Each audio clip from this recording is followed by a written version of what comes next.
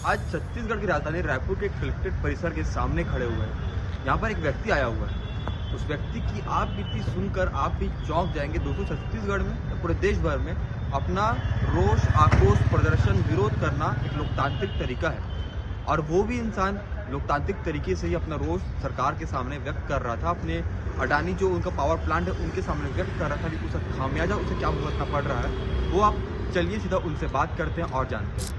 भैया, क्या कुछ मामला है? आपका परिचय बता दीजिए, उसके बाद मामला बताइए। मेरा नाम प्रकाश सागर वंशी है। मैं जनपद सदस्य हूँ, क्षेत्र क्रमांक 14 से, रायखेड़ा, यही रायपुर जिला में ही आता है। मेरे यहाँ बहुत बड़ा संयंत्र है, अडानी पावर लिमिटेड का पावर प्लांट है, जिसमें 1600 मजदूर लगभग 18 दिन तक हड़ताल किए, धरने में बैठे हैं अपने 16 सूत्री मांग को लेके।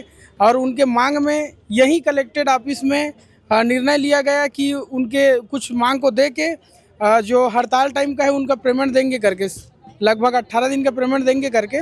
और उसके बाद में सर जो कलेक्टर साहब हैं, एसडीएम साहब हैं, हम लोग उनको ज्ञापन दे के थक गए। अभी तक उन लोग का मतलब उसमें कोई जिक्र नहीं हुआ है। और श्रमिक कहाँ जाएं, किसके पास जाएं? मैं एक जनप्रति होने के नाते आज मैं यहाँ मेरे को आना पड़ा, क्योंकि श्रमिकों को कोर्ट से नीलम वो कर दिए हैं कि मतलब हड़ताल नहीं कर सकते हैं, ऐसा हाई कोर्ट से उनको आदेश दे दिए हैं। तो आखिर उन लोग कहाँ जाएंगे, किसके पास जाएंगे? इसलिए आज मेरे को बताएं। और मैं 19 तारीख को सुबह 6 बजे से मेरे गांव मतलब वहां से 45 किलोमीटर उनके गेट से यहाँ तक की यात्रा, पद यात्रा पैदल चलते हुए मैं यहाँ तक आया हूँ।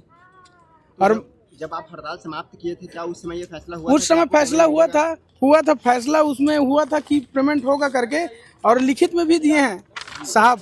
ये पूरा पावती लेके आए हैं, जो वहाँ उनके बीच में जो बातचीत हुआ है वो पूरा लेके आए हैं। सील है, साइन है, सिग्नेचर है, सबको है जी। क्यों नहीं मान रहे हैं आप लोगों का जो अब बात इसमें है, मजदूर का बात सर, ये प्लांट प्रबंधक का या तो ठेकेदारी चमचईगिरी करने वाले लोग हैं, बहुत सारे लोग हैं जो मतलब हमारे पेमेंट दिलाने के लिए विरोध कर रहे हैं। और हम सब चीज़ से परमिशन लेके रखे हैं। अभी भी हमको गेट में रोका गया, आगे रायपुर में विधानसभा के पास में रोका गया। मतलब जब से हम लोग मैं पैदल आ रहा हूँ तब से मेरे कोई ना कोई पुलिस वाले, शासन प्रशासन के आदमी रोकते जा रहे हैं ये ड्रेस के लिए। और मैं सर परमिशन लेके यहाँ पे आया हूँ। और ऐसा नहीं कि मैं ये हड़ताल हम लोग कई बार किए। मैं यहाँ साइकिल चलाते हुए, बिजली के लिए भी यहाँ यात्रा करते हुए आया हूँ।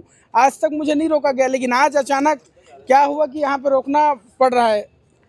आगे का रणनीति क्या रहेगा अगर आगे का उन लोग को पेमेंट नहीं दी जी जाएगी तो? आगे अभी सर कोर्ट के नियम से श्रमिक को तो पैसा हड़ताल नहीं कर रहे हैं, लेकिन हम आसपास के गांव जितने भी जनप्रतिनिधि हैं, आने वाले समय में अगर हमको पेमेंट नहीं मिला, हमारे साथियों को पेमेंट नहीं मिला, तो हम लोग कलेक्टर का घेराव करेंगे सर, पूरे गांव वाले मिलकर।